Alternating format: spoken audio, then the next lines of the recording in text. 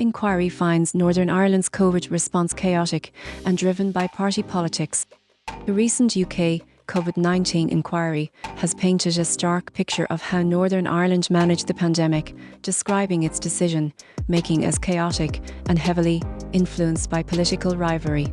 According to the inquiry's second module, the power-sharing executive at Stormont was split along party lines, with meetings frequently disrupted by leaks that undermined confidentiality and created an incoherent public health strategy.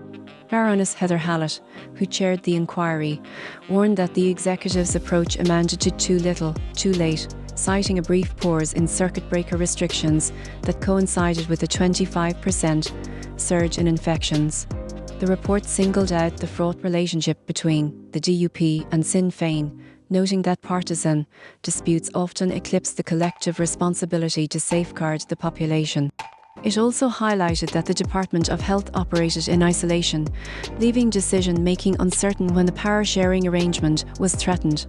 Notable episodes, such as Sinn Féin leader Michelle O'Neill's attendance at the funeral of former IRA member Bobby Storey, added to the tension, while a protracted 4-day executive meeting in November 2020 was described as a low point for Northern Irish politics during the crisis. The inquiry criticised ministers for putting party agendas ahead of the common good, with leaks and strategic voting used to score political points rather than to protect public health. In response, Sinn Féin welcomed the findings as a step toward healing, whereas unionist representatives defended their actions as guided by scientific advice.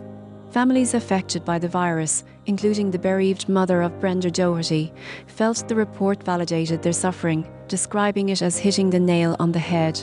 The broader UK inquiry has repeatedly warned that all four nations were sluggish in their pandemic response, overly dependent on the central government and lacking urgency.